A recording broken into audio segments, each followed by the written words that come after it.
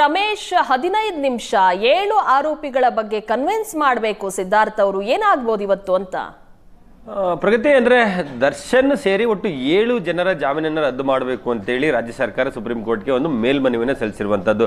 ಪವಿತ್ರ ಗೌಡ, ದರ್ಶನ್, ಲಕ್ಷ್ಮಣ್, ನಾಗರಾಜ್, ಜಗದೀಶ್ ಮತ್ತು ಪ್ರದೂಷ್ ಒಟ್ಟು 7 ಜನರ ಆದೇಶವನ್ನ ಅಂದ್ರೆ ಆ ಜಾಮೀನನ್ನು ರದ್ದು ಮಾಡಬೇಕು ಅಂತೇಳಿ ಮನವಿಯನ್ನ ಮಾಡಿದ್ದಾರೆ. ಈಗಾಗಲೇ ಸರ್ಕಾರದ ಪರವಾಗಿ ನೇಮಕಗೊಂಡಿದ್ದಂತ ಸಿದ್ಧಾರ್ಥ್ ಲೂಥ್ರಾ ಅವರು ಈ ಪ್ರಕರಣದಲ್ಲಿ ಹೈಕೋರ್ಟ್ ಏನ್ ತಪ್ಪನ್ನ ಮಾಡಿದೆ, ಹೈಕೋರ್ಟ್ ಯಾವ ಅಂಶಗಳನ್ನ ಕಡೆಗಣಿಸಿ ಇವರಿಗೆ ಜಾಮೀನನ್ನ ಕೊಡಲೇಬೇಕು ಅನ್ನೋ ಕಾರಣಕ್ಕೆ ಕೊಟ್ಟಿದೆ ಅನ್ನುವಂಥದ್ದನ್ನ ನ್ಯಾಯಪೀಠಕ್ಕೆ ಕನ್ವಿನ್ಸ್ ಮಾಡುವಂತ ಕೆಲಸಗಳನ್ನ ಈಗಾಗಲೇ ಮಾಡಿದ್ದಾರೆ. ಜೊತೆಗೆ ಆ ಒಂದು ಸಂದರ್ಭದಲ್ಲಿ ಸುಪ್ರೀಂ ಕೋರ್ಟ್ನ ವಿಭಾಗೀಯ ಪೀಠ ಕೂಡ ಇಲ್ಲೇ ಒಂದ್ ಕಡೆ ಹೈಕೋರ್ಟ್ ಒಂದು ವಿವೇಚನೆಯನ್ನ ಬಳಸಿಲ್ಲ ಅನ್ನುವಂಥದ್ದು, ಮತ್ತೆ ಯಾವ ಕಾರಣಕ್ಕಾಗಿ ಅವರು ಜಾಮೀನನ್ನ ಪಡ್ಕೊಂಡ್ರು ಅಂದ್ರೆ ಆರೋಗ್ಯ ತೀರಾ ಸಮಸ್ಯೆ ಆಗಿದೆ, ತಕ್ಷಣಕ್ಕೆ ಆಪರೇಷನ್ ಅನ್ನ ಮಾಡಿಸಬೇಕು ಸ್ಪೈನಲ್ ಕಾರ್ಡ್ಗೆ ಅನ್ನುವಂತ ಕಾರಣವನ್ನ ಕೊಟ್ಟು ಮೆಡಿಕಲ್ ರಿಪೋರ್ಟ್ಗಳನ್ನ ಹೈಕೋರ್ಟ್ಗೆ ಕೊಟ್ಟು ಜಾಮೀನನ್ನ ಪಡ್ಕೊಳ್ತಾರೆ. ಅದಾದ ನಂತರ ಅವರು ಅಂದ್ರೆ ಆಪರೇಷನ್ ಮಾಡಿಸ್ಕೊಂಡ್ರ ಆರೋಗ್ಯದ ಸಮಸ್ಯೆ ಸರಿ ಆಯ್ತಾ, ಆ ಸಂಬಂಧಪಟ್ಟಂತೆಯೂ ಕೂಡ ಸರ್ಕಾರದ ಪರ ವಕೀಲರು ಒಂದು ನ್ಯಾಯಪೀಠಕ್ಕೆ ಗಮನಕ್ಕೆ ತರುವಂತ ಕೆಲಸಗಳನ್ನು ಕೂಡ ಇಲ್ಲಿ ಮಾಡಿದ್ರು. ಜೊತೆಗೆ ದರ್ಶನ್ನ ಹಿನ್ನೆಲೆ ಅಂದ್ರೆ ಅವರ ಒಂದು ಕ್ರಿಮಿನಲ್ ಆಂಟಿಸಿಡೆಂಟ್ಗಳು ಏನಿದೆ ಅನ್ನುವಂಥದ್ದು, ಇದೇ ಮೊದಲನೇ ಪ್ರಕರಣವ, ಈ ಹಿಂದೆ ಯಾವೆಲ್ಲ ಪ್ರಕರಣಗಳು ಇದೆ, ಸೊ ಅವರ ಒಂದು ಸ್ವಭಾವತಃ ಅವರು ಏನು ಅನ್ನುವಂಥ ನಿಟ್ಟಿನಲ್ಲಿ ಸಾಕಷ್ಟು ಮಾಹಿತಿಗಳನ್ನು ಈಗಾಗಲೇ ನ್ಯಾಯಪೀಠ ಪಡ್ಕೊಂಡಿತ್ತು. ಅದಕ್ಕೆ ಸಂಬಂಧಪಟ್ಟಂತೆ ಎಲ್ಲ ಒಂದ್ ಕಡೆ ಇಂದಿನ ವಿಚಾರಣಾ ಸಂದರ್ಭದಲ್ಲಿ ಅಂದ್ರೆ ಎರಡನೇ ಬಾರಿ ಇಂದಿನ ವಿಚಾರಣೆ ನಡೀತು. ಆ ಸಂದರ್ಭದಲ್ಲಿ ನ್ಯಾಯಪೀಠ ವ್ಯಕ್ತಪಡಿಸಿದಂತ ಅಭಿಪ್ರಾಯಗಳನ್ನು ನೋಡ್ತಾ ಹೋದ್ರೆ ಎಲ್ಲ ಒಂದ್ ಕಡೆ ರಾಜ್ಯ ಸರ್ಕಾರದ ವಾದವನ್ನ ಒಂದು ಕನ್ವಿನ್ಸ್ ಆದಂತೆ ಮೇಲ್ನೋಟಕ್ಕೆ ಕಾಣ್ತಾ ಇರುವಂತದ್ದು. ಅದೇ ಅಭಿಪ್ರಾಯಗಳಿಗೆ ಇಂಥದ್ದೇ ಆದೇಶ ಬರ್ತದೆ ಅಂತ ನಾವು ಹೇಳಲಿಕ್ಕೆ ಸಾಧ್ಯ ಆಗಲ್ಲ. ಯಾಕೆಂದ್ರೆ ಸಾಮಾನ್ಯವಾಗಿ ಯಾವುದೇ ನ್ಯಾಯಾಲಯಗಳು 2 ಪಕ್ಷಗಾರರು ಒಂದು ವಾದವನ್ನ ಮಾಡೋ ಸಂದರ್ಭದಲ್ಲಿ ಒಬ್ಬ ಪಕ್ಷಗಾರ ವಾದವನ್ನ ಮಾಡೋ ಸಂದರ್ಭದಲ್ಲಿ ಮತ್ತೊಬ್ಬ ಪಕ್ಷಗಾರರಿಗೆ ಅಂದ್ರೆ ಅದು ಅವರ ಪರವೇ ಆಗ್ಬಿಡ್ತದೆ ಅನ್ನೋ ರೀತಿ ಪ್ರಶ್ನೆಗಳನ್ನ ಕೇಳ್ತಾರೆ. ಮತ್ತೊಬ್ಬ ಪ್ರತ್ಯೇಕ ಪಕ್ಷಗಾರ ಒಂದು ಪ್ರಶ್ನೆ ಮಾಡೋ ಸಂದರ್ಭದಲ್ಲಿ ಅಪೋಸಿಟ್ ರೀತಿ ಪ್ರಶ್ನೆ ಕೇಳುವಂತದ್ದು ಸಾಮಾನ್ಯ. ಹಾಗಾಗಿ ಅಂದ್ರೆ ಅಂತಿಮವಾಗಿ ಇವತ್ತು ಎಲ್ಲೊಂದ್ ಕಡೆ ಕಳೆದ ಬಾರಿ ನಡೆದಂತ ವಿಚಾರಣೆ ಸಂದರ್ಭದಲ್ಲಿ ಎಲ್ಲೊಂದ್ ಕಡೆ ದರ್ಶನ್ಗೆ ನೆಗೆಟಿವ್ ಆಗಬಹುದಾ, ಆರೋಪಿಗಳಿಗೆ ನೆಗೆಟಿವ್ ಆಗಬಹುದಾ ಅನ್ನುವಂತ ಒಂದು ಭಯ ಅವ್ರಿಗೂ ಕೂಡ ಕಾಡಿರುವಂತದ್ದು. ಆ ನಿಟ್ಟಿನಲ್ಲಿ ನ್ಯಾಯಪೀಠ ವ್ಯಕ್ತಪಡಿಸಿದಂತ ಅಭಿಪ್ರಾಯಗಳಿಗೆ ಒಂದು ಏನೋ ಅದನ್ನ ಸರಿಪಡಿಸುವಂತ ಅದು ಆಗಲ್ಲ ಅನ್ನುವಂಥದ್ದನ್ನ ಕೋರ್ಟ್ಗೆ ಕನ್ವಿನ್ಸ್ ಮಾಡಲಿಕ್ಕೆ ದರ್ಶನ್ ಪರ ವಕೀಲರು ಒಂದಷ್ಟು ಎಲ್ಲಾ ತಯಾರಿಗಳನ್ನ ಮಾಡ್ಕೊಂಡಿದ್ದಾರೆ. ಅದರಲ್ಲೂ ಸುಪ್ರೀಂ ಕೋರ್ಟ್ನ ಘಟಾನುಘಟಿ ವಕೀಲರುಗಳನ್ನ ಅವ್ರ ನಿಯೋಜನೆ ಅಭಿಷೇಕ್ ಮನು ಸಿಂಘಿ ಅವ್ರನ್ನ ಎಂಗೇಜ್ ಮಾಡಿದ್ರು. ಅವರು ಒಂದೆರಡು ವಿಚಾರಣೆಗೆ ಬಂದು ಅವರು ಮತ್ತೆ ಹಿಂದೆ ಸೇರಿದ್ದಾರೆ. ಕಪಿಲ್ ಸಿಬಲ್ ಅವ್ರನ್ನ ಎಂಗೇಜ್ ಮಾಡಿದ್ರು. ಕಪಿಲ್ ಸಿಬಲ್ ಅವರು ಕೂಡ ಕಳೆದ ಮಂಗಳವಾರ ಬರಬೇಕಾಗಿತ್ತು, ಬಂದಿಲ್ಲ. ಅದು ಬೇರೆ ಬೇರೆ ರೀತಿಯ ಕಾರಣಗಳಿಗಾಗಿ ಅವ್ರ ಹಿಂದೆ ಸರಿದ್ದಾರೆ ಅಂತ ಹೇಳಿ ಮಾತುಗಳು ಕೇಳಿ ಬರ್ತಾ ಇರುವಂತದ್ದು. ಈಗ ಸಿದ್ಧಾರ್ಥ್ ದವೆ ಅನ್ನುವಂತ ವಕೀಲರನ್ನ ಎಂಗೇಜ್ ಮಾಡಲಾಗಿರೋದು ಕಳೆದ 2 ದಿನಗಳಿಂದ ಈ ಪ್ರಕರಣದ ಬಗ್ಗೆ ಸಾಕಷ್ಟು ತಯಾರಿಗಳನ್ನ ಮಾಡ್ಕೊಂಡಿದ್ದಾರೆ. ಮತ್ತೆ ಬೆಂಗಳೂರಿನಲ್ಲಿ ದರ್ಶನ್ ಪರ ಇದ್ದ ವಕೀಲರು ಇದ್ರು, ಅವರು ಸುಪ್ರೀಂ ಕೋರ್ಟ್ ಅಂದ್ರೆ ದೆಹಲಿಯಲ್ಲೇ 2 ದಿನಗಳ ಬೀಡು ಬಿಟ್ಟು ಅವರಿಗೆ ಎಲ್ಲ ರೀತಿಯಾದಂತಹ ಈ ಪ್ರಕರಣವನ್ನ ಅವರಿಗೆ ಏನೋ ವಿಚಾರವನ್ನು ಮುಟ್ಟಿಸುವಂತ ಒಂದು ಕನ್ವೆ ಮಾಡುವಂತ ಕೆಲಸಗಳನ್ನ ಮಾಡ್ತಾ ಇರುವಂತದ್ದು. ಇವತ್ತು ಒಂದು ಸಮಯ ಕೇವಲ 15 ನಿಮಿಷ ಇರೋದ್ರಿಂದ 15 ನಿಮಿಷದಲ್ಲಿ ಎಲ್ಲವನ್ನೂ ಕೂಡ ಕನ್ವೆ ಮಾಡ್ಲಿಕ್ಕೆ ಸಾಧ್ಯ ಇಲ್ಲ. ಹಾಗಾಗಿ ಒಂದ್ ರೀತಿ ರಿಟರ್ನ್ ಆರ್ಗ್ಯುಮೆಂಟ್ ಅನ್ನ ಸಿನಾಪ್ಸಿಸ್ ರೀತಿ ಈ ಕಾರಣಗಳಿಗಾಗಿ ಇವರು ಜಾಮೀನನ್ನ ರದ್ದು ಮಾಡಬಾರದು ಅನ್ನುವಂತ ನಿಟ್ಟಿನಲ್ಲಿ ದರ್ಶನ್ ಪರ ವಕೀಲರು ಒಂದಿಷ್ಟು ರಿಟರ್ನ್ ಸಬ್ಮಿಷನ್ ರೆಡಿ ಮಾಡ್ಕೊಂಡಿದ್ದಾರೆ. ಅದನ್ನ ಸಬ್ಮಿಟ್ ಮಾಡ್ತಾರೆ. ಅದನ್ನ ಸಬ್ಮಿಟ್ ಮಾಡಿದ ನಂತರ ನ್ಯಾಯಪೀಠಕ್ಕೆ ಇನ್ನೇನಾದ್ರೂ ಪ್ರಶ್ನೆಗಳಿದ್ರೆ ಅಂದ್ರೆ ಒಂದು ಪ್ರಮುಖವಾದ ಹೈಲೈಟ್ ಪಾಯಿಂಟ್ ಗಳನ್ನ ತುಂಬಾ ಸಂಕ್ಷಿಪ್ತವಾಗಿ ನ್ಯಾಯಪೀಠಕ್ಕೆ ಹೇಳುವಂತ ಪ್ರಯತ್ನಗಳನ್ನು ಮಾಡ್ತಾರೆ. ಆ ಸಂದರ್ಭದಲ್ಲಿ ಯಾವುದೇ ರೀತಿಯಾದಂತಹ ಒಂದು ಪ್ರಶ್ನೆಗಳಿದ್ರೆ 2 ಕಡೆ ವಕೀಲರಿಗೆ ಅದನ್ನ ಸಮಜಾಯಿಷಿಯನ್ನ ಪಡ್ಕೊಂಡು ಅದಾದ ನಂತರ ಈ ಆದೇಶವನ್ನ ಇವತ್ತೇ ನೀಡಬಹುದು ಅಥವಾ ಮತ್ತೊಂದು ದಿನಾಂಕಕ್ಕೆ ಕಾಯ್ದಿರಿಸಿ ಆದೇಶವನ್ನು ಮಾಡುವಂತ ಸಾಧ್ಯತೆಗಳಿರುವಂತಹದ್ದು. ಪ್ರಗತಿ ಅಂದ್ರೆ ಇವತ್ತಿನ ಆದೇಶ ಏನಿದೆ ದರ್ಶನ್ನ ಪಾಲಿಗೆ ಅವರ ಸಿನಿ ಕೆರಿಯರ್ಗೆ ಅವರ ಜೀವನಕ್ಕೆ ಅತ್ಯಂತ ಪ್ರಮುಖವಾಗಿದ್ದು, ಒಂದು ವೇಳೆ ಏನಾದ್ರೂ ಅವರ ಜಾಮೀನು ಇವತ್ತು ರದ್ದಾಗಿದ್ದೆ ಆದಲ್ಲಿ ಮತ್ತೆ ಅವರು ಜಾಮೀನನ್ನು ಪಡ್ಕೊಳ್ಳಿಕ್ಕೆ ಸಾಕಷ್ಟು ಸೈಕಲ್ ಹೊಡಿಬೇಕಾಗುತ್ತೆ. ಯಾಕೆಂದ್ರೆ ಸುಪ್ರೀಂ ಕೋರ್ಟೇ ಜಾಮೀನು ರದ್ದು ಮಾಡಿದ ನಂತರ ಅಂತಹ ಆದೇಶವನ್ನ ಕೆಳ ನ್ಯಾಯಾಲಯಗಳು ಅದನ್ನ ರಿವರ್ಸ್ ಆರ್ಡರ್ ಮಾಡುವಂತದ್ದು ಕಷ್ಟ ಆಗುತ್ತೆ. ಈಗಾಗಲೇ ಚಾರ್ಜ್ ಶೀಟ್ ಆದ ನಂತರ ತನಿಖೆ ಮುಕ್ತಾಯ ಆದ ನಂತರವೇ ಕ್ಯಾನ್ಸಲ್ ಆಗಿರೋದ್ರಿಂದ ಮತ್ತೆ ಹೊಸ ಕಾರಣಗಳನ್ನ ಇಟ್ಕೊಂಡು ಅವ್ರು ಏನೇ ಬಂದು ಅಂದ್ರೆ ಜಾಮೀನು ಅರ್ಜಿಯನ್ನು ಸಲ್ಲಿಸಿದ್ರು ಕೂಡ ಜಾಮೀನು ಸಿಗುವಂತ ಸಾಧ್ಯತೆಗಳು ಕಡಿಮೆ ಆಗುತ್ತೆ. ಅದಾದ ನಂತರ ಟ್ರಯಲ್ ಶುರುವಾಗುತ್ತೆ. ಟ್ರಯಲ್ ಏನಾದರೂ ಅದು ಬೇಗ ಕನ್ಕ್ಲೂಡ್ ಆದ್ರೆ ಅದರಲ್ಲಿ ಏನಾದರೂ ಅವರ ವಿರುದ್ಧ ಅಡ್ವರ್ಸ್ ಅಂದ್ರೆ ಅವ್ರು ತಪ್ಪು ಮಾಡಿದ್ರೆ ಅನ್ನೋಂಥದ್ದು ಏನಾದರೂ ಕೋರ್ಟ್ ಗಮನಿಸಿ ಅವರಿಗೆ ಶಿಕ್ಷೆ ನೀಡುವಂಥದ್ದು ಆ ರೀತಿ ಆಗಿದ್ದೆ ಅದರಲ್ಲಿ ದರ್ಶನ್ ಒಂದೊಂದಷ್ಟು ವರ್ಷಗಳು ಅವರೆಲ್ಲ ಒಂದ್ ಕಡೆ ಸಂಕಷ್ಟಕ್ಕೆ ಸಿಲುಕಿ ಜೈಲಿನಲ್ಲಿ ಮುಂದುವರಿಬೇಕಾದಂತ ಒಂದು ಅನಿವಾರ್ಯತೆ ಎದುರಾಗುತ್ತೆ. ಹಾಗಾಗಿ ಇವತ್ತಿನ ಆದೇಶ ಒಂದ್ ವೇಳೆ ಏನಾದ್ರೂ ಅವರು ಜಾಮೀನು ಹೈಕೋರ್ಟ್ ಕೊಟ್ಟಂತ ಜಾಮೀನನ್ನ ಎತ್ತಿ ಹಿಡಿದು ಇಲ್ಲ ಹೈಕೋರ್ಟ್ ಕೊಟ್ಟದಂತ ಸರಿ ಇದೆ ಅನ್ನುವಂಥದ್ದಾದ್ರೆ ಅವರು ಹೊರಗಡೆ ಉಳಿತಾರೆ. ಅದಾದ್ಮೇಲೆ ಟ್ರಯಲ್ ಶುರುವಾಗುತ್ತೆ. ಒಂದ್ ವೇಳೆ ದರ್ಶನ್ ಅಗೇನೆಸ್ಟ್ ಆರ್ಡರ್ ಬಂದಿದ್ದೆ ಅದರಲ್ಲಿ ದರ್ಶನ್ ಪಾಲಿಗೆ ಇವತ್ತಿನ ಅವರ ಇಡೀ ಸಿನಿ ಕೆರಿಯರ್ ಮತ್ತು ಅವ್ರ ಜೀವನ ಎಲ್ಲ ಒಂದು ಕಡೆ ಒಂದು ರೀತಿ ಬಹುತೇಕ ಕಾಲ ಜೈಲಲ್ಲಿ ಕಳಿಬೇಕಾದಂಥ ಅನಿವಾರ್ಯತೆ ಎದುರಾಗುವಂಥ ಸಾಧ್ಯತೆಗಳಿರುವಂಥದ್ದು. ಹಾಗಾಗಿ ಇನ್ನೇನು ಕೆಲವೇ ಕ್ಷಣಗಳು, ಯಾಕೆಂದರೆ ಸುಪ್ರೀಂ ಕೋರ್ಟ್ನ ಏನೋ ಒಂದು ಇವತ್ತಿನ ಸೀರಿಯಲ್ ಲಿಸ್ಟ್ಗಳನ್ನು ನೋಡ್ತಾ ಹೋದರೆ, ಅಂದರೆ ಲಿಟಿಗೇಷನ್ ಲಿಸ್ಟ್ಗಳನ್ನು ನೋಡ್ತಾ ಹೋದರೆ 17 ಐಟಮ್ ನಂಬರ್ 17 ಇರುವಂಥದ್ದು ಈಗಾಗಲೇ ಅರ್ಧ ಗಂಟೆಯಿಂದ ಬೇರೆ ಬೇರೆ ಪ್ರಕರಣಗಳ ವಿಚಾರಣೆಗಳು ನಡೀತಾ ಇರುವಂಥದ್ದು. ಇನ್ನೇನು ಕೆಲವೇ ಕ್ಷಣಗಳಲ್ಲಿ ಈ ಒಂದು ಪ್ರಕರಣ ಕೂಡ ರೀಚ್ ಆಗುವಂಥ ಸಾಧ್ಯತೆಗಳಿರುವಂಥದ್ದು. ಸೊ ವಿಚಾರಣೆ ಆದ ನಂತರ ಆ ಸಂದರ್ಭದಲ್ಲಿ ನ್ಯಾಯಪೀಠ ಆಗಲಿ ವಕೀಲರುಗಳಾಗಲಿ ಏನು ಒಂದಷ್ಟು ವಾದಗಳು ನಡೆಯುತ್ತೆ, ಏನೆಲ್ಲ ಅಭಿಪ್ರಾಯಗಳು ವ್ಯಕ್ತ ಆಗುತ್ತೆ ಅನ್ನುವಂಥದ್ದು ಕೂಡ ಅತ್ಯಂತ ಕುತೂಹಲ ಮೂಡಿಸಿದೆ. ಹಾಗಾಗಿ ಆ ಕುತೂಹಲವನ್ನ ತಣಿಸ್ಕೊಳ್ಳಿಕ್ಕೆ ಇಡೀ ಕರ್ನಾಟಕ ಎಲ್ಲ ಒಂದ್ ಕಡೆ ಎದುರು ನೋಡ್ತಾ ಇದೆ ಅಂತ ಹೇಳಿದ್ರು ಕೂಡ ತಪ್ಪಾಗ್ಲಿಕ್ಕಿಲ್ಲ. ಪ್ರಗತಿ. ರಮೇಶ್, ಒಂದ್ ವೇಳೆ ಇವತ್ತು ಜಾಮೀನು ರದ್ದಾಗಿದ್ದೇ ಆದ್ರೆ ದರ್ಶನ್ಗೆ ಬೇರೆ ದಾರಿನೇ ಇಲ್ವಾ?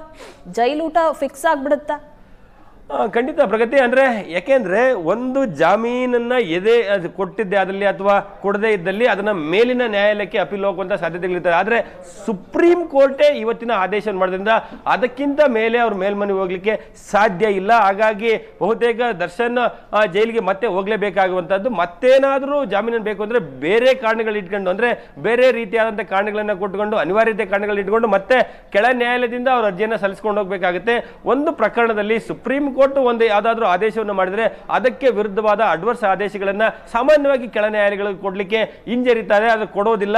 ಸೊ ಅದನ್ನ ನಾವು ನೋಡ್ಬೋದು. ಯಾಕೆಂದ್ರೆ ಇತ್ತೀಚೆಗೆ ನಡೆದಂತ ವಿನಯ್ ಕುಲಕರ್ಣಿ ಪ್ರಕರಣ ಅಂದ್ರೆ ಯೋಗೇಶ್ ಗೌಡ ಮರ್ಡರ್ ಪ್ರಕರಣದಲ್ಲಿ ಕೂಡ ಅವ್ರ ಜಾಮೀನನ್ನ ಸುಪ್ರೀಂ ಕೋರ್ಟ್ ಅಲ್ಲಿ ಪಡ್ಕೊಂಡು ಬಂದಿದ್ರು. ಸೊ ಅದನ್ನ ರದ್ದು ಮಾಡಬೇಕು ಅಂತೇಳಿ ಸೆಷನ್ ಕೋರ್ಟ್ ಅಲ್ಲಿ ಹಾಕಿದಾಗ ಸೆಷನ್ ಕೋರ್ಟ್ ಇಲ್ಲ, ಇದಕ್ಕೆ ಸಂಬಂಧಪಟ್ಟ ನೀವು ಸುಪ್ರೀಂ ಕೋರ್ಟ್ ಹೋಗಿ ಅಂತೇಳಿ ಹೇಳ್ತಾರೆ. ಸೊ ಹಾಗಾಗಿ ಸುಪ್ರೀಂ ಕೋರ್ಟ್ ಕೊಟ್ಟಂತ ಆದೇಶಗಳನ್ನ ಅದಕ್ಕೆ ವಿರುದ್ಧವಾದಂತಹ ಆದೇಶವನ್ನ ಅದನ್ನ ಮತ್ತೆ ಮರುಪರಿಶೀಲನೆ ಮಾಡಿ ಅದಕ್ಕೆ ಏನೋ ಬೇರೆ ರೀತಿಯಾದ ಅರ್ಥೈಸುವಂತಹ ಸಾಧ್ಯತೆಗಳು ಕೆಳ ನ್ಯಾಯಾಲಯದಲ್ಲಿ ಇರೋದಿಲ್ಲ. ಹಾಗಾಗಿ ದರ್ಶನ್ಗೆ ಬರೋದಾದ್ರೆ ಈ ಪ್ರಕರಣದಲ್ಲಿ ಏನಾದ್ರೂ ಇವತ್ತು ಜಾಮೀನು ರದ್ದಾಗಿದ್ದೆ ಆದಲ್ಲಿ ಅವರು ಟ್ರಯಲ್ ಮುಗಿಯುವವರೆಗೂ, ಯಾಕೆಂದ್ರೆ ಈ ಪ್ರಕರಣದಲ್ಲಿ 200ಕ್ಕೂ ಹೆಚ್ಚು ಸಾಕ್ಷಿಗಳಿದ್ದಾರೆ, ಸುಮಾರು 10,000 ಪುಟಕ್ಕೂ ಹೆಚ್ಚಿನ ವಿಸ್ತೃತವಾದಂತಹ ಒಂದು ಚಾರ್ಜ್ ಶೀಟ್ ಇದೆ. ಆ ಒಂದು ಚಾರ್ಜ್ ಶೀಟ್ ಸಂಬಂಧಪಟ್ಟಂತೆ ಒಂದು ವಿಚಾರಣೆ ನಡೀಬೇಕು, ಒಂದು ಟ್ರಯಲ್ ನಡೀಬೇಕು ಅಂದ್ರೆ ಅದು ವರ್ಷಗಳ ಸಮಯ ತೆಗೆದುಕೊಳ್ತದೆ. ಸೊ ಅಷ್ಟು ಸಮಯ ಅವರೆಲ್ಲ ಒಂದ್ ಕಡೆ ಜೈಲಿನಲ್ಲಿ ಇರಬೇಕಂತ ಅನಿವಾರ್ಯತೆ ಎದುರಾಗುವಂತ ಸಾಧ್ಯತೆಗಳಿರುವಂಥದ್ದು. ಹಾಗಾಗಿ ದರ್ಶನ್ ಸತ್ಯಾಗೈತಾ ಇವತ್ತು ಜಾಮೀನು ರದ್ದಾಗಬಾರದು, ಈ ಜಾಮೀನು ಕಂಟಿನ್ಯೂ ಆಗಬೇಕು ನಿಟ್ಟಿನಲ್ಲಿ ಸುಪ್ರೀಂ ಕೋರ್ಟ್ನ ಅಂದ್ರೆ ದೆಹಲಿಯ ಟಾಪ್ ಮೋಸ್ಟ್ ವಕೀಲರುಗಳನ್ನ ಎಂಗೇಜ್ ಮಾಡುವಂತ ಪ್ರಯತ್ನಗಳನ್ನ ಮಾಡಿದ್ರು. ಆದ್ರೆ ಇಬ್ಬರು ಟಾಪ್ ಮೋಸ್ಟ್ ವಕೀಲರುಗಳು, ಸಿಂಘ್ವಿ ಆಗಲಿ ಕಪಿಲ್ ಸಿಬಲ್ ಆಗಲಿ,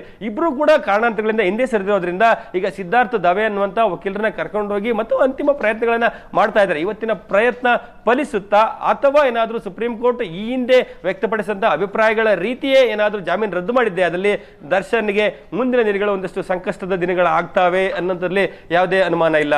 ಪ್ರಗತಿ. ರಮೇಶ್, ಇವತ್ತೇ ಆದೇಶ ಹೊರಬೀಳುವಂತಹ ಸಾಧ್ಯತೆ ಎಷ್ಟಿದೆ ಅಂತ? ಯಾಕಂದ್ರೆ 15 ನಿಮಿಷ ವಾದ ಮಂಡನೆಗೆ ಅವಕಾಶ ಕೊಟ್ಟಿದ್ದಾರೆ, ಲಿಖಿತ ದಾಖಲೆಗಳನ್ನ ಸಹ ಸಬ್ಮಿಟ್ ಮಾಡಿ ಅಂತ ಹೇಳಿದ್ದಾರೆ. ಹಾಗಾಗಿ ಇವತ್ತೇ ಸಿಗುವಂತಹ ಸಾಧ್ಯತೆ ಎಷ್ಟು ಮಟ್ಟಿಗಿದೆ ಆದೇಶ ಅಂತ? ಪ್ರಗತಿ, ಅಂದ್ರೆ ಇವತ್ತು ಅಂತಿಮವಾದಂಥ ವಾದವನ್ನ ಆಲಿಸ್ತೇವೆ ಅಂತೇಳಿ ಹೇಳಿದ್ದಾರೆ. ಯಾಕೆಂದ್ರೆ ಈ ಹಿಂದೆ ನಡೆದಂತ ವಿಚಾರಣೆ ಸಂದರ್ಭದಲ್ಲಿ ಈ ಪ್ರಕರಣದಲ್ಲಿ ಒಂದು ರೀತಿ ನ್ಯಾಯಪೀಠ ಕನ್ವಿನ್ಸ್ ಆದಂತೆ ಕಾಣ್ತಾ ಇರುವಂತದ್ದು, ಮತ್ತೆ ಅದಕ್ಕೆ ಸಂಬಂಧಪಟ್ಟಂತೆ ಒಂದಷ್ಟು ಕ್ಲಾರಿಫಿಕೇಶನ್ ಪಡ್ಕೊಳ್ಳುವಂತ ಮತ್ತು ವಕೀಲರು ಬದಲಾವಣೆ ಆದ ಕಾರಣಕ್ಕಾಗಿ ಬದಲಾದ ವಕೀಲರ ಒಂದಷ್ಟು ವಾದವನ್ನ ಕೇಳಲಿಕ್ಕೆ ಕೇವಲ 15 ನಿಮಿಷಗಳ ಕಾಲಾವಕಾಶವನ್ನು ಕೊಟ್ಟಿರುವಂತದ್ದು. ಅದೇ ಕಾರಣಕ್ಕಾಗಿ ನೀವು ಹೆಚ್ಚು ವಾದ ಮಾಡ್ಕೊಂಡು ಕೂತ್ರೆ ಇಲ್ಲಿ ನನಗೆ ಸಮಯ ಇರೋದಿಲ್ಲ. ಹಾಗಾಗಿ 15 ನಿಮಿಷಗಳಲ್ಲಿ ನೀವೇನು ಒಂದಷ್ಟು ಪ್ರಮುಖವಾದ ವಾದನೆ ಅದನ್ನ ಏನೋ ಮಂಡಿಸಿ ಆ ಮೂಲಕ ರಿಟರ್ನ್ ಸಬ್ಮಿಷನ್ ಮಾಡಿ ಅಂತೇಳಿ, ಸೊ ಅದನ್ನ ಪಡ್ಕೊಂಡು ಏನಾದ್ರು ರಿಟರ್ನ್ ಸಬ್ಮಿಷನ್ ಅನ್ನ ಓದಿ ಅದನ್ನ ಆದೇಶ ಮಾಡಬೇಕು ಅನ್ನೋಂಥದ್ದು ಏನಾದ್ರು ನ್ಯಾಯಪೀಠ ಅಂದ್ಕೊಂಡಿದೆ ಅದರಲ್ಲಿ ಮತ್ತೊಂದು ದಿನಾಂಕವನ್ನು ನಿಗದಿ ಮಾಡಬಹುದು, ಅಥವಾ ಒಂದು ರೀತಿ ಕನ್ವಿನ್ಸ್ ಆಗಿ ಈ ಪ್ರಕರಣ ಇದು ಇಷ್ಟೇ, ಈ ಆದೇಶವನ್ನ ಮಾಡೋಣ ಅನ್ನುವಂತ ನಿಟ್ಟಿನಲ್ಲಿ ಏನಾದ್ರು ನ್ಯಾಯಪೀಠ ಒಂದು ನಿರ್ಧಾರಕ್ಕೆ ಬಂದಿದ್ದೆ ಆದಲ್ಲಿ ಸೊ ಇವತ್ತಿನ ಏನು ರಿಟರ್ನ್ ಸಬ್ಮಿಷನ್ ಇಟ್ಟುಕೊಂಡು ಅದರ ಮೇಲೆ ಓಪನ್ ಕೋರ್ಟ್ ಅಲ್ಲಿ ಡಿಕ್ಟೇಟ್ ಮಾಡಿ ಕೆಲವೇ ನಿಮಿಷಗಳಲ್ಲಿ ಅದನ್ನ ಡಿಕ್ಟೇಟ್ ಮಾಡಿ ಅಂತಿಮ ಆದೇಶವನ್ನು ನೀಡುವಂತ ಸಾಧ್ಯತೆಗಳು ಕೂಡ ಇರ್ತದೆ. ಹಾಗಾಗಿ ಹೀಗೆ ಆಗುತ್ತೆ ಅಂತ ಹೇಳಲಿಕ್ಕೆ ಸಾಧ್ಯ ಇಲ್ಲ. ಅಂದ್ರೆ ಇವತ್ತು ಆಗಬಹುದು ಅಥವಾ ಇನ್ನೊಂದು ದಿನ ಇದೇ ವಾರದಲ್ಲಿ ಅಥವಾ ಮುಂದಿನ ವಾರದ ಆರಂಭದ ದಿನಗಳಲ್ಲಿಯೇ ಕೂಡ ಈ ಒಂದು ಆದೇಶ ಹೊರಗೆ ಬೀಳುವಂತ ಸಾಧ್ಯತೆಗಳಿರುವಂತದ್ದು. ಆದ್ರೆ ಇವತ್ತಿನ ವಿಚಾರಣೆ ಸಂದರ್ಭದಲ್ಲಿ ಒಂದು ವ್ಯಕ್ತ ಆಗುವಂತ ಅಭಿಪ್ರಾಯಗಳು ಅಂತಿಮ ಆದೇಶ ಏನಿದೆ ಅದು ಸಾಕಷ್ಟು ಕುತೂಹಲವನ್ನ ಮೂಡಿಸಿರುವಂತಹದ್ದು. ಪ್ರಗತಿ. ಇನ್ನು ರಮೇಶ್, ಈ ಹಿಂದೆ ದರ್ಶನ್ ಪರ ವಾದ ಮಂಡನೆ ಮಾಡಿದಂತಹ ಸಂದರ್ಭದಲ್ಲಿ ಸುಪ್ರೀಂ ಕೋರ್ಟ್ ಅದನ್ನ ಒಪ್ಪೋದಕ್ಕೆ ರೆಡಿ ಆಗಿರ್ಲಿಲ್ಲ. ಯಾಕಂದ್ರೆ ನಾನು ಸರ್ಕಾರ ಏನ್ ದಾಖಲೆ ಕೊಟ್ಟಿದೆ ಅದನ್ನ ಪರಿಶೀಲಿಸಿ ಹೇಳ್ತಾ ಇದ್ದೀನಿ, ಎಲ್ಲೋ ಒಂದ್ ಕಡೆ ಚಡಪಡಿಕೆಯಲ್ಲಿ ಹೈಕೋರ್ಟ್ ಒಂದು ಆದೇಶವನ್ನ ಕೊಟ್ಟಿದೆ ಅಂತ ಅನ್ಸುತ್ತೆ ಅಂತ. ಈ ಪಾಯಿಂಟ್ ಏನಾಗಿದೆ, ದೊಡ್ಡ ಸವಾಲೇ ಆಗೋಗುತ್ತಾ ಅಂತ ದರ್ಶನ್ ಪರ ವಕೀಲರಿಗೆ ಇವತ್ತು? ಖಂಡಿತ ಪ್ರಗತಿ ಅಂದ್ರೆ ಹೈಕೋರ್ಟ್ ಜಾಮೀನನ್ನ ನೀಡುವಂತ ಸಂದರ್ಭದಲ್ಲಿ ಅಲ್ಲಿ ಉಲ್ಲೇಖ ಮಾಡಿರುವಂತ ಕಾರಣಗಳೇನಿದೆ ಆ ಕಾರಣಗಳು ಸುಪ್ರೀಂ ಕೋರ್ಟ್ಗೆ ಒಂದು ಕನ್ವಿನ್ಸ್ ಆಗಿಲ್ಲ ಅನ್ನುವಂಥದ್ದು. ಅಂದ್ರೆ ಎಲ್ಲ ಒಂದ್ ಕಡೆ ಅವರ ಗ್ರೌಂಡ್ಸ್ ಆಫ್ ಅರೆಸ್ಟ್ ಗಳನ್ನ ಇಟ್ಟುಕೊಂಡು ಏನೋ ಅಲ್ಲಿ ಪಾಯಿಂಟ್ ಔಟ್ ಮಾಡಲಾಗುತ್ತೆ. ಯಾಕೆಂದ್ರೆ ದರ್ಶನ್ ಅರೆಸ್ಟ್ ಮಾಡಿದ ನಂತರ ಪೊಲೀಸರು ಗ್ರೌಂಡ್ಸ್ ಆಫ್ ಅರೆಸ್ಟ್ ಅನ್ನ ಕೊಡ್ತಾರೆ, ಯಾವ ಕಾರಣಕ್ಕಾಗಿ ನಿಮ್ಮನ್ನ ಅರೆಸ್ಟ್ ಮಾಡಿದ್ದೇವೆ ಅನ್ನುವಂಥದ್ದನ್ನ ಸ್ಪಷ್ಟವಾಗಿ ಕೊಟ್ಟರು ಕೂಡ ಗ್ರೌಂಡ್ಸ್ ಆಫ್ ಅರೆಸ್ಟ್ ನ ಕಾರಣವನ್ನು ತೆಗೆದುಕೊಳ್ಳಲಾಗುತ್ತೆ. ಜೊತೆಗೆ ಒಂದ್ ರೀತಿ ಅವರ ಆರೋಗ್ಯದ ವಿಚಾರದಲ್ಲಿ ಒಂದು ಕಮಿಟಿಯನ್ನ ಮಾಡಿ ಅಂತೇಳಿ ಪ್ರಾಸಿಕ್ಯೂಷನ್ ಮನವಿಯನ್ನು ಮಾಡಿದ್ರು ಕೂಡ ಅದನ್ನ ಏನು ತಿರಸ್ಕಾರ ಮಾಡಿ ಇಲ್ಲ ಒಂದ್ ಕಡೆ ಅರ್ಜಿದಾರರು ಅಂದ್ರೆ ದರ್ಶನ್ ಪರ ವಕೀಲರು ಕೊಟ್ಟಂತ ಒಂದಷ್ಟು ಮೆಡಿಕಲ್ ದಾಖಲೆಗಳನ್ನೇ ಪರಿಗಣಿಸಿ ಆ ಒಂದು ಕಾರಣಕ್ಕಾಗಿ ಜಾಮೀನು ಕೊಡುವಂತದ್ದಾಗ್ಲಿ ಆಂಟಿಸಿಡೆಂಟ್ಗಳನ್ನ ಅಂದ್ರೆ ಕ್ರಿಮಿನಲ್ ಆಂಟಿಸಿಡೆಂಟ್ ಅನ್ನ ಅವ್ರು ಪರಿಗಣನೆ ಮಾಡದೇ ಇರುವಂತದ್ದು. ಮತ್ತೆ ಇದಕ್ಕೆ ಸಂಬಂಧಪಟ್ಟಂತೆ ಹೈಕೋರ್ಟ್ ನ ಏಕಸದಸ್ಯ ಪೀಠ ಜಾಮೀನನ್ನ ಕೊಡಲೇಬೇಕು ಅನ್ನುವಂತ ಒಂದು ಪೂರ್ವ ನಿರ್ಧಾರಿತವಾಗಿ ಈ ರೀತಿಯಾದಂತಹ ಆದೇಶವನ್ನು ಬರದಂತೆ ಕಾಣ್ತಾ ಇದೆ. ಹಾಗಾಗಿ ವಿವೇಚನೆ ಬಳಕೆ ಮಾಡಿ ಈ ಒಂದು ಆದೇಶವನ್ನು ಮಾಡಿಲ್ಲ ಅನ್ನುವಂತ ಒಂದು ಕಠಿಣವಾದಂತ ಅಭಿಪ್ರಾಯವನ್ನ ಸುಪ್ರೀಂ ಕೋರ್ಟ್ ವ್ಯಕ್ತಪಡಿಸಿರೋದನ್ನ ನೋಡ್ತಾ ಹೋದ್ರೆ ಇಲ್ಲ ಒಂದ್ ಕಡೆ ಪ್ರಾಸಿಕ್ಯೂಷನ್ ಪರವಾದಂತ ವಾದವನ್ನ ಸುಪ್ರೀಂ ಕೋರ್ಟ್ ಒಪ್ಪಿಕೊಂಡಂತೆ ಮೇಲ್ನೋಟಕ್ಕೆ ಕಾಣ್ತಾ ಇರುವಂತದ್ದು. ಸೊ ಅದೇ ರೀತಿಯಾದಂತ ಅಭಿಪ್ರಾಯವನ್ನ ಈಗ ಬರೆಯುವಂತ ಆದೇಶದಲ್ಲಿ ಇರ್ತದ ಅಥವಾ ಆ ಅಭಿಪ್ರಾಯಕ್ಕೆ ಅದು ಸರಿಯಲ್ಲ, ಅದಕ್ಕೆ ಕೌಂಟರ್ ಆಗಿ ದರ್ಶನ್ ಪರ ವಕೀಲರಾಗ್ಲಿ ಮತ್ತೆ ಇತರ 7 ಜನ ಆರೋಪಿಗಳ ವಕೀಲರೇನಾದ್ರು ಅದನ್ನ ಕನ್ವಿನ್ಸ್ ಆಗುವಂತ ರೀತಿಯಲ್ಲಿ ವಾದವನ್ನ ಮಾಡುವಂತದ್ದಾಗ್ಲಿ ಅಥವಾ ಅದಕ್ಕೆ ರಿಟರ್ನ್ ಆರ್ಗ್ಯುಮೆಂಟ್ ಅನ್ನ ಕೊಡುವಂತದನ್ನ ಮಾಡುವ ಮೂಲಕ ಕೋರ್ಟ್ ಅನ್ನ ಕನ್ವಿನ್ಸ್ ಮಾಡಿದ್ದೆ ಅದಲ್ಲಿ ಆದೇಶ ಏನು ಬೇಕಾದ್ರೂ ಆಗ್ಬೋದು. ಆದ್ರೆ ಕಳೆದ ವಿಚಾರಣಾ ಸಂದರ್ಭದಲ್ಲಿ ಅಂದ್ರೆ ವ್ಯಕ್ತ ಆದಂತ ಅಭಿಪ್ರಾಯಗಳನ್ನು ನೋಡ್ತಾ ಹೋದ್ರೆ ಈವನ್ ದರ್ಶನ್ ಪರ ವಕೀಲರುಗಳಿಗೂ ಕೂಡ ಏನು ಆದೇಶ ಆಗುತ್ತೋ ಅನ್ನುವಂತ ಒಂದು ರೀತಿ ಒಂದು ಆತಂಕ ಎದುರಾಗಿರುವಂತದ್ದು ಕೂಡ ಪ್ರಮುಖವಾಗಿರುವಂತದ್ದು. ಯಾಕೆಂದ್ರೆ ಸೆಷನ್ ಕೋರ್ಟ್ ನ ಅನುಮತಿಯನ್ನು ಪಡ್ಕೊಂಡು ದರ್ಶನ್ ಈಗಾಗಲೇ ಥೈಲ್ಯಾಂಡ್ ಹೋಗಿ ಒಂದು ಏನೋ ಡೆವಿಲ್ ಸಿನಿಮಾದ ಚಿತ್ರೀಕರಣದಲ್ಲಿ ಇದ್ದಾರೆ. ಅಂದ್ರೆ ಇವತ್ತೇನಾದ್ರೂ ದರ್ಶನ್ ವಿರುದ್ಧದ ಆದೇಶ ಬಂದಿದೆ ಅದ್ರಲ್ಲಿ ತಕ್ಷಣಕ್ಕೆ ಅವ್ರು ವಾಪಸ್ ಬರ್ಬೇಕಾಗ್ಬೋದು, ಸೆಷನ್ ಕೋರ್ಟ್ ಮುಂದೆ ಸರೆಂಡರ್ ಆಗ್ಬೇಕಾಗುವಂತದ್ದು. ಅದಾದ ನಂತರ ಬೇರೆ ಈ ಸಿನಿಮಾ ವಿಚಾರಗಳಲ್ಲಾಗ್ಲಿ ಮತ್ತೆ ಬೇರೆ ಬೇರೆ ವಿಚಾರಗಳಲ್ಲಿ ಯಾವುದೇ ಸಮಯ ಸಿಗೋದಿಲ್ಲ, ಅವರು ನೇರವಾಗಿ ಜೈಲಿಗೆ ಹೋಗ್ಬೇಕಂತ ಅನಿವಾರ್ಯತೆ ಎದುರಾಗುತ್ತೆ. ಸೊ ಹಾಗಾಗಿ ಅಂತಹ ಪರಿಸ್ಥಿತಿಯಿಂದ ಏನಾದ್ರೂ ಮಾಡಿ ಹೊರಗಡೆ ಬರಬೇಕು. ಆದ್ರೆ ಹೈಕೋರ್ಟ್ ನ ಆದೇಶಕ್ಕೆ ವಿರುದ್ಧವಾದಂತಹ ಆದೇಶ ಬರದೇ ರೀತಿ ಹೈಕೋರ್ಟ್ ಅನ್ನ ಸುಪ್ರೀಂ ಕೋರ್ಟ್ ಅನ್ನ ಕನ್ವಿನ್ಸ್ ಮಾಡಬೇಕು ನಿಟ್ಟಿನಲ್ಲಿ ದರ್ಶನ್ ಪರ ವಕೀಲರು ಸಾಕಷ್ಟು ಅರಸಾಹಸವನ್ನ ಕಳೆದ 2 ದಿನಗಳಿಂದ ದೆಹಲಿಯಲ್ಲಿ ಮಾಡ್ತಾ ಇದ್ದಾರೆ. ಆ ನಿಟ್ಟಿನಲ್ಲಿ ಇವತ್ತಿನ ವಿಚಾರಣೆ ಸಂದರ್ಭದಲ್ಲಿ ಏನೆಲ್ಲ ಮೆನ್ಷನ್ ಆಗುತ್ತೆ, ಕೋರ್ಟ್ ಏನ್ ಹೇಳುತ್ತೆ, ಇವತ್ತೇ ಆದೇಶ ಬರುತ್ತಾ ಬರದೇ ಇದ್ರು ಕೂಡ 1-2 ದಿನಗಳಲ್ಲಿ 2-3 ದಿನಗಳಲ್ಲಿ ಈ ಆದೇಶ ಹೊರಗಡೆ ಬರುವಂತಹ ಸಾಧ್ಯತೆಗಳಿರುವಂತಹದ್ದು. ಪ್ರಗತಿ ರಮೇಶ್ ಹಾಗೆ ಸಂಪರ್ಕದಲ್ಲಿರಿ, ಮತ್ತಷ್ಟು ಮಾಹಿತಿಯನ್ನ ಪಡೆದುಕೊಳ್ತೀನಿ.